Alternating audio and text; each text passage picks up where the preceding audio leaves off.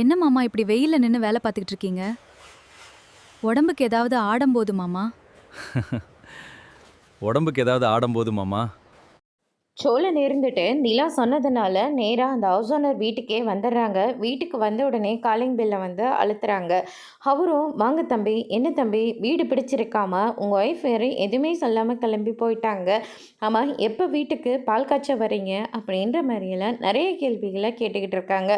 அதுக்கு அடுத்ததாக சோழன் இருந்துட்டு இந்த ஒய்ஃப்க்கு இந்த வீடு செட் ஆகலையானே அப்படின்ற மாதிரி சொல்லிடுறாங்க. என்ன தம்பி சொல்லிக்கிட்டு இருக்க, நான் எல்லாமே வாஸ்துப்படி பக்காவாக பார்த்து பார்த்து தானே கட்டிக்கிட்டு இருக்கேன். ஓ, தண்ணி பிரச்சனைக்காக சொல்கிறீங்களா, அதெல்லாம் பார்த்துக்கலாம் தம்பி அப்படின்ற மாதிரியும் சொல்லிடுறாங்க. அண்ணன் அதெல்லாம் எந்த பிரச்சனையும் இல்லைன்னு, ஒய்ஃப்க்கு இப்போதைக்கு தனியாக வர வேண்டாம், ஒன்றா இருக்கலான்னு சொல்லிக்கிட்டு இருக்கா. என்ன தம்பி, கல்யாணம் ஆகி புதுசு தானே சொல்லிக்கிட்டு இருக்கீங்க, எல்லா பொண்ணுங்களும் தனியாக வந்து வாழணும் தானே நினைப்பாங்க. ஆனால் நீங்கள் என்னண்ணா இப்படியெல்லாம் சொல்லிக்கிட்டு இருக்கீங்க அப்படின்னு சொல்லிட்டு கேட்கவும், இல்லைண்ணே நானும் ஒய்ஃப்க்கு தெரியாமல் தான் இப்படி ஒரு வீட்டவே நான் பார்த்தேன். ஆனால் கடைசியில் ஒய்ஃப்க்கு இந்த வீடு செட் ஆகலை. அதே மாதிரி கொடுத்த அட்வான்ஸையும் ரிட்டன் வாங்கிட்டு வர சொல்லிட்டா அப்படின்ற மாதிரியும் சொல்லிடுறாங்க. ஏன்னா கொடுத்த அட்வான்ஸை ரிட்டன் நான் கொடுக்கணுமா? என்ன தம்பி விளையாடிட்டு இருக்கீங்களா? நீங்கள் வீடு பார்த்துட்டு போயிட்டீங்க, அதுக்கப்புறம் என்ன ஏதுன்னு கொடுக்க சொல்லாமல் 20,000 ரூபாய் அட்வான்ஸை கொடுத்துட்டு போயிட்டீங்க. எனக்கு 1,00,000 ரூபாய் வரைக்கும் முன்னாடி பார்த்தவங்க வந்து தந்தாங்க தெரியுமா? ஆனால் நீங்கள் என்னடா டோக்கன் அட்வான்ஸும் கொடுத்துட்டு போயிட்டீங்களேன்னு சொல்லிட்டு அவங்கள நான் வேண்டான்னு சொல்லிட்டேன். ஆனால் இப்போ உங்களால் 1,00,000 ரூபாய் நஷ்டம். நீங்கள் இதுக்கு முன்னாடி வாடகை ரூமுக்கெல்லாம் போயிருக்கீங்க மாட்டேங்க போல இருக்குது. அதனால தான் நீங்கள் தெரியாதனமாக எங்கிட்ட வந்து இந்த மாதிரி பணம்லாம் ரிட்டன் கேட்டுக்கிட்டு இருக்கீங்க.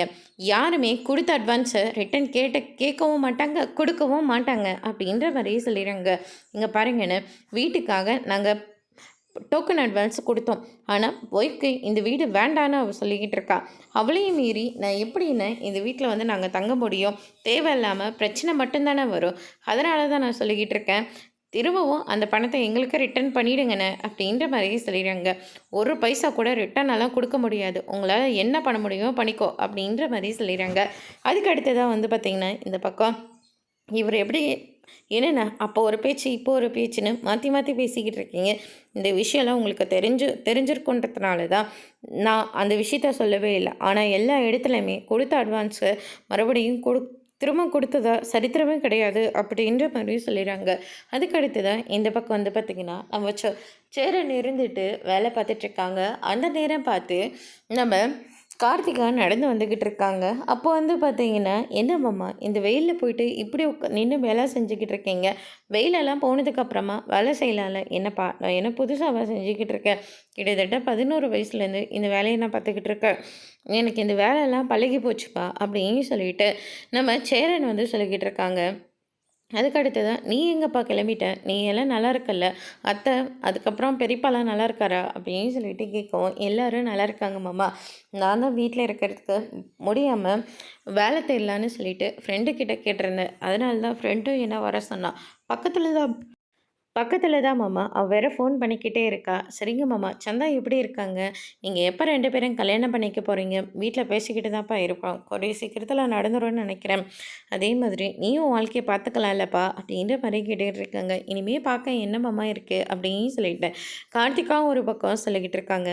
அதுக்கு அடுத்து தான் வந்து ஃப்ரெண்டு வேறு ஃபோன் பண்ணிக்கிட்டே இருக்கா. "சரிங்க மாமா, நான் கிளம்புறேன்" அப்படின்னு சொல்லிட்டு அங்கேருந்து கிளம்பிடுறாங்க.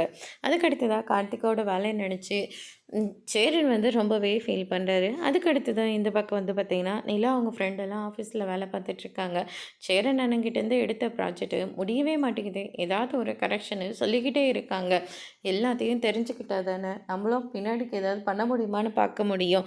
பரவாயில்ல, எனக்கும் கடுப்பாக தான் இருக்குது, ஆனால் என்ன பண்ணுறது அப்படின்னு சொல்லிட்டு நிலா வந்து வேலை பார்த்துட்ருக்காங்க. சரின்னு சொல்லிட்டு சோழனுக்கு வந்து கால் பண்ணுறாங்க. சோழன் இருந்துட்டு, "எங்கே இருக்கீங்க?" அப்படின்னு சொல்லிட்டு கேட்கவும், "இங்கே தான் ஹவுஸ் ஓனர் வீட்டில் தான். அவர் கொடுத்த அட்வான்ஸு ரிட்டன் கேட்டேன்ல, அதனால் பணத்தை எடுத்துகிட்டு வரதுக்காக பேங்க்கு போயிருக்காரு." "என்ன சொல்லுன்னு சொல்லிகிட்டு இருக்கீங்க? பேங்க்கு போயிருக்காரா? எதுக்காக பேங்க்கெல்லாம் போகணும்? இப்போ தான் ஆன்லைனே எல்லாத்தையும் பண்ணிக்கலாம்ல. அப்புறம் எதுக்காக அவர் பேங்க்கெல்லாம் போகிறாரு? அவர் எதுவுமே கையில் வச்சுக்க மாட்டாரா? சொல்கிறாராம், அக்கௌண்ட்டில் தான் போட்டுருவாராம். அக்கௌண்ட்டில் போட்டால் என்ன, ட்ரான்ஸ்ஃபர் பண்ணிடலாமே அப்படின்ற மாதிரி தான் சொல்லிக்கிட்டு இருக்காங்க. சரி நிலா, அவருக்கு எதுவும் தெரியாதான், சரி நான் போய் எடுத்துகிட்டு வரேன், அவர் வந்தோடனே கொடுத்துருவாரு, வாங்கிட்டு வீட்டுக்கு வந்துடுறேன் அப்படின்னு சொல்லிட்டு சோழன் வந்து சொல்லிட்டு ஃபோனை வந்து கட் பண்ணிடுறாங்க. இவ வேற இப்படி சொல்லிக்கிட்டு இருக்கா, நான் எப்படியாவது இந்த பணத்தை வாங்காமல் இந்த இடத்த விட்டு போகக்கூடாது அப்படின்னு சொல்லிட்டு கதவை தட்டிக்கிட்டே இருக்காங்க. அந்த அம்மா தான் வந்து திறக்கிறாங்க. யார்ப்பா நீ அப்படின்னு சொல்லிட்டு கேட்டுக்கிட்டு இருக்காங்க. போய் உங்கள் ஹஸ்பண்டை வர சொல்லுங்கம்மா அப்படின்னு சொல்லிட்டு சோழன் வந்து சொல்லவும், அதுக்கடுத்ததா நீ இன்னும் இந்த இடத்த விட்டு போகவே இல்லையா, பணத்தை வாங்காமல் என்னால் இந்த இடத்த விட்டெல்லாம் போக முடியாது, உங்களால் ஆனதை நீங்கள் பார்த்துக்கோங்க, நீங்கள் பணத்தை வாங்கும் போது இந்த மாதிரி கண்டிஷன்லாம் நீங்கள் போட்டிங்களா, அப்படி எதுவுமே போடல, அப்போ இப்படி எனக்கு விஷயம் தெரிஞ்சிருக்கும், இங்கே பாருங்கள் பணத்தை எடுத்து வைங்க அப்படின்ற மாதிரி சொல்கிறாங்க. என்னங்க இதெல்லாம், அக்கம் பக்கம் இருக்கிறவங்கள நம்மளை பற்றி என்னங்க நினைப்பாங்க, இந்த தம்பி வெளியே போக சொல்லுங்க அப்படின்ற மாதிரியே சொல்லிக்கிட்டு இருக்காங்க. வெளியெல்லாம் போக முடியாது மேடம், வீடு கேட்டு நான் வந்தேன், இவரும் வீடு தரேன்னு சொல்லிட்டாரு, டோக்கன் அட்வான்ஸ் 20,000 ரூபாய் கொடுத்தேன், என் ஒய்ஃபு வேண்டான்னு சொல்லிட்டா, பணத்தை ரிட்டன் கேட்டால் கொடுக்க மாட்டேங்கிறாரு, இங்கே பாருப்பா யாரும் கொடுத்த பணத்தை ரிட்டன் கேட்கக்கூடாது அப்படின்ற மாதிரி சொல்லிடுங்க. நான் கேட்க தான் செய்வேன், ஏற்கனவே அதை நான் கடன் வாங்கிட்டு அந்த கடன்காரருக்கு நான் திருப்பி கொடுக்கணும், எனக்கு அந்த பணம் தேவைப்படுது, வச்சா நான் இந்த இடத்த விட்டு வெளியே போகிறேன், இல்லாட்டி இங்கேருந்து நான் ஒரு துளி கூட எடுத்து வைக்க மாட்டேன் அப்படின்ற மாதிரி சோழன் வந்து சொல்லிக்கிட்டு இருக்காங்க. அதோடு இன்னைக்கான எபிசோட் முடிச்சிருக்காங்க. இனி ஐயனார் துணை சீரியலில் அடுத்தடுத்து என்னெல்லாம் நடக்க போகுதுன்றதை வெயிட் பண்ணி பார்க்கலாம். தேங்க்யூ.